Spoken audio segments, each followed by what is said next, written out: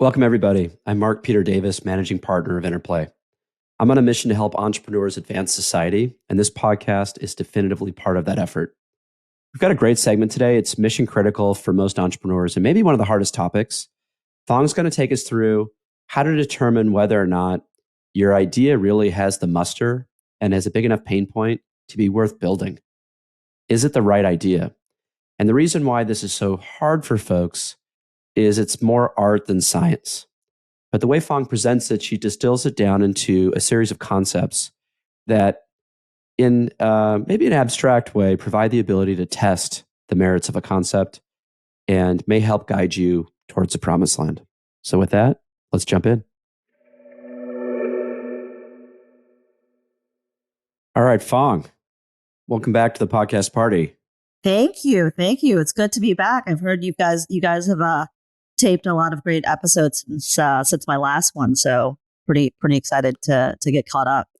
And I got lectured last time because we were talking about your sarcastic mug in the last pod that you were on, but audio folks couldn't hear what it said, right? Because we didn't do the part where you describe it. Right. Yes. We just were pointing at it, and so you had to be watching it on YouTube or X or wherever you were seeing it.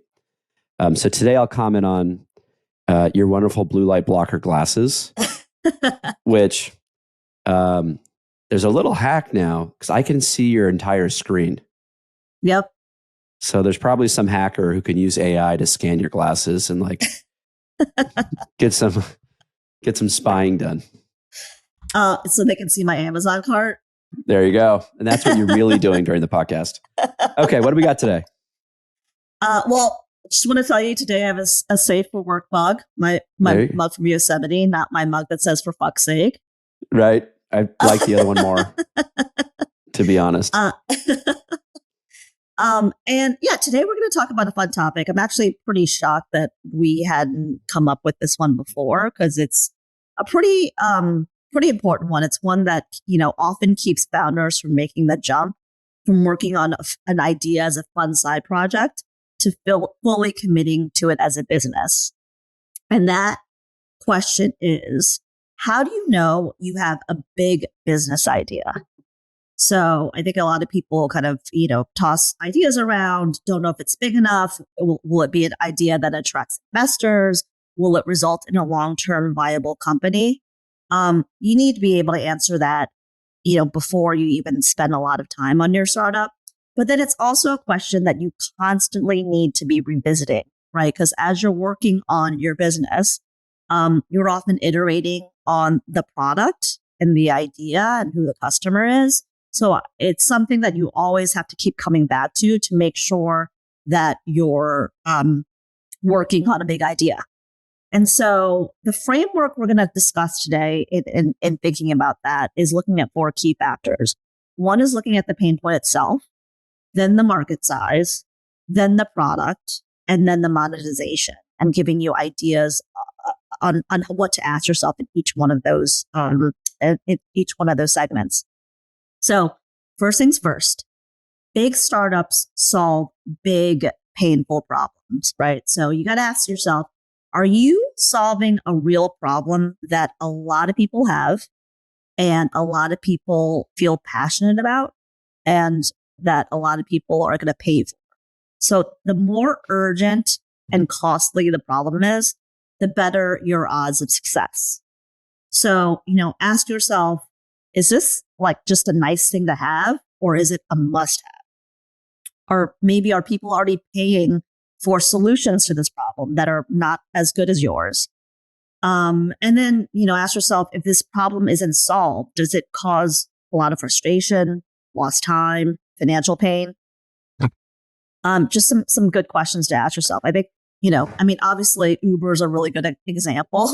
I remember before the days of Uber, I was spending a lot of time in San Francisco, and there were some nights after dinner where you couldn't hail a cab, and I was just resign myself. I think I might just have to sleep here tonight. I can't get back to my hotel. Annoying. Yeah. Annoying. I think a way to frame this question too, another way to look at it is if the market crashes and a lot of the American population is feeling kind of the financial strain. Are they still going to buy this thing? Are they going to buy this thing when money's tight? And the nice to haves get cut from the budget really quickly. And that's a big concept too, because it also means if you not only you building something then that people really need, but also the market goes up and the market goes down. And when it goes down, if you really did end up building a nice to have, your company might get in trouble, which is not something entrepreneurs want to deal with. So that's a good litmus test to think about as well.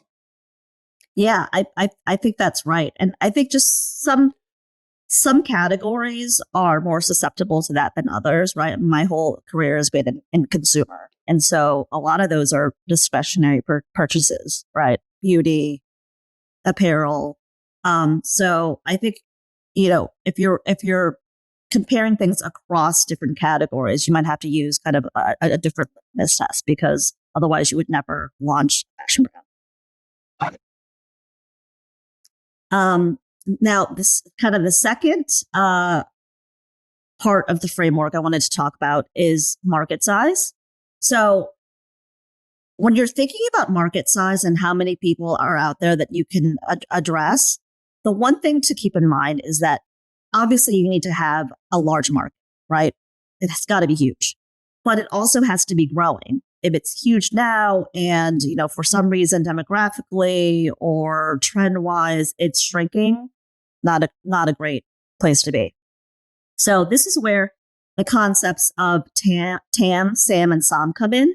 So these are terms that are often thrown around, in pitch decks and investor meetings. Really want to get crystal clear today about what they actually mean and how to think about them. So TAM is your total addressable market. So this is kind of the biggest market. If every single potential customer bought your product, how big would that be? So you're basically starting up here, and each of the terms kind of funnel it into a smaller, more focused market, right? So then the next part is SAM, which is your serviceable available market. So this is the part of your total market that your business can realistically serve. And I can go through an example to kind of really crystallize this after I'm done with the three parts. And then lastly is your SOM, your serviceable obtainable market.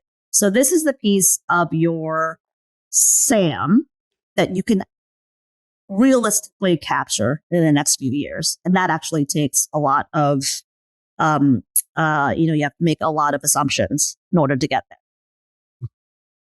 So I love and hate simultaneously this framework. Here's what I love about it. When I first started in VC in 2006-ish, entrepreneurs would show up with a slide called market. And we didn't have this TAM, SAM, SOM language. And most of the entrepreneurs would show us the TAM. Now, I'll jump in and give an example. So if you're doing a sports energy drink, the TAM might be, how much do people spend on beverages? Well, that's not all spent on sports energy drinks, right? So then the SAM, the next level down, the whittling might be, hey, here are the people who are athletes who have disposable income, and you start getting into who's really potentially going to buy this thing. And then the SOM wasn't part of the picture either. The SOM is kind of more or less what would have been in your forecast. It would have been in your model. Hey, year 5, things go well. This is what we're going to get. Now, here's the problem. Here's what I like. It used to be that everyone would present their TAM. 8 out of 10 times, the entrepreneurs would show up and show a TAM, and it was an absolutely useless number. I don't care how much money is spent on beverages if you're doing a sports drink. What I wanted to figure out was a SAM. What I wanted to know was, okay, realistically, if the people who are actually going to buy this, if you got 100% of them, how big is that market? So the SAM is the number I would use to triangulate an investment decision. The part I hate is the SOM. The SOM, this essentially a forecast for what you're going to capture in X years. Here's the thing. Entrepreneur forecasts are wrong, period. Full stop. They're never right. And the utility of a forecast, which I think is extremely important to have, is not actually how big the business is in 5 years. The benefit of this operating model is so that I can see the causality and relationships and plan for how the business is going to be built. So what I do is I triangulate between, okay, do I believe it's a huge market? They're not going to capture the whole thing in the SAM. And I triangulate that against, okay, I believe the plan. If they spend $1 on this type of marketing campaign, they're going to make $3, and there's enough people to buy it, and the price point's believable. And I don't really ever believe the 5-year forecast, which is the SOM. So to me, I like the fact that it's forcing entrepreneurs to think about the difference between what is now called a TAM and a SAM. But the SOM is a distraction to me. But that's one old school VC's opinion. Been doing this for too long where maybe I'm jaded and have my old ways and I'm not adapting. But I don't know. The SOM seems like a distraction. Well, do you think, Mark, based on that, like, would it be better for founders to show a more realistic SOM with a backup plan as to how you're going to get there? So rather than say, like, I'm going to capture 10% of the market and it's going to be $1 billion, rather say, well, in actuality, based on what I have and my customer acquisition, looks like it's only going to be, 300 million, but this is how I'm going to get there. Yeah. I mean, I look at this and I say, okay, show me the SAM. Okay, it's way too big. We're good. There's enough room to run. And then show me the operating model so I can agree or disagree on the details of how you're going to build it. Who are you hiring? How are you acquiring customers? How much money do you need? It's all the model is not the forecast is secondary. What an operating model shows is the plan. It's the actual business decisions. It's the how. So I triangulate between those two. I don't mind that there's a SOM in the deck. I'm not religious about this. But for me as an investor, the SAM, there's too many, the acronyms also sound a little too similar. So I'm now just being curmudgeon. The SAM is kind of the shining light. The good thing about this, though, which I will end on a positive note, is this has forced entrepreneurs to not confuse TAM and SAM. Entrepreneurs now give you the distinction. So it is easier to find the data in the deck. I used to almost always have to calculate the SAM on my own. I'd get some crazy market number and I'd be like, all right, I got to actually estimate the market. Now, usually there's a fairly reasonable estimate in the deck. That saves me time. So I like that. Yeah, great. Really helpful. All right. So moving on from the market, the third part that we should be thinking about after you've already confirmed that you have a big market is really look at your solution, right? So ask yourself, is the way that you're solving the pain point, are you doing it in a way that others can't easily copy? So this is where we get to the idea of a moat.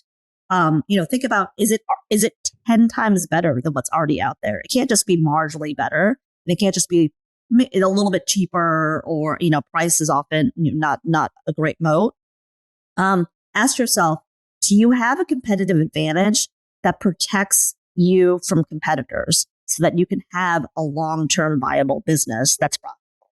Do you have network effects? Are there high switching costs once customers get on your product? Do you have a strong brand? Do you have economies of scale that once you get to a certain size, others can't touch you? Is there regulatory or IP?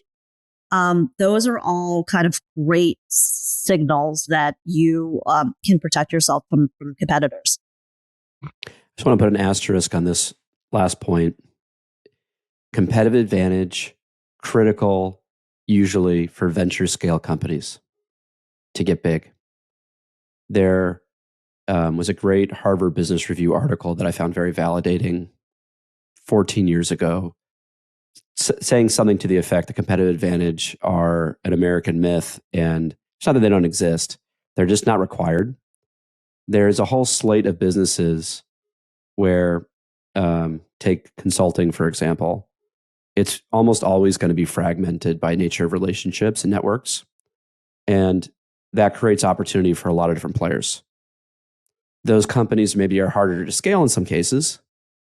But if you're not raising venture capital, well, a competitive advantage might come in more nuanced ways, work ethic, brand, relationships, than the traditional strategic considerations we're thinking about. So I wanted to flag, depending on which box you're in as a business, that can be a little overrated. But for the audience who is listening here and thinking venture capital is a path, this is critical. Yeah, and I think even if it's not a venture-backed company, like it's you still need to have a competitive advantage within your specific niche or geographic location, or however small your business is. You still have to have something that's defensible, even to your next door neighbor if you're a store. So I think it's helpful. I think that it's a helpful point that you're pointing out, that you don't need to be the only player and completely untouchable. But you always have to be thinking about that at different levels. Great. So then that brings us to our last factor that you should think about, that, the idea that a great product, a great idea isn't enough. It's a business and you need to make money and you need to go fast. So ask yourself, how are you making money? Who's paying for this? Is there a solid business model? Subscription, one-time purchases, ads. How are you making money? And then the second part of that is, how do you scale? Is it efficient to acquire new customers? Can you reach more customers without drastically increasing spending through partnerships or organic growth, or other kind of cheaper methods? I think that the classic example of this is software companies, right? Once they build the product, they can sell it to a large customer base without incurring major additional costs. If you have to rely on a ton of manual effort for that each incremental sale, then scaling is going to be really tough. This is a great segment, Fong. This is one of the hardest things for entrepreneurs to navigate. So very much appreciate you doing this. Awesome. Thanks so much. All right, everybody. Thanks for listening. That's one, as I've said a couple times now on this podcast, one of the more nuanced and critical and challenging dimensions of entrepreneurship. It's something I've spent a lot of time over the past 30 years trying to master, and constantly feel like I'm still learning. So hopefully today was illuminating and a little bit helpful, and we'll catch you next time.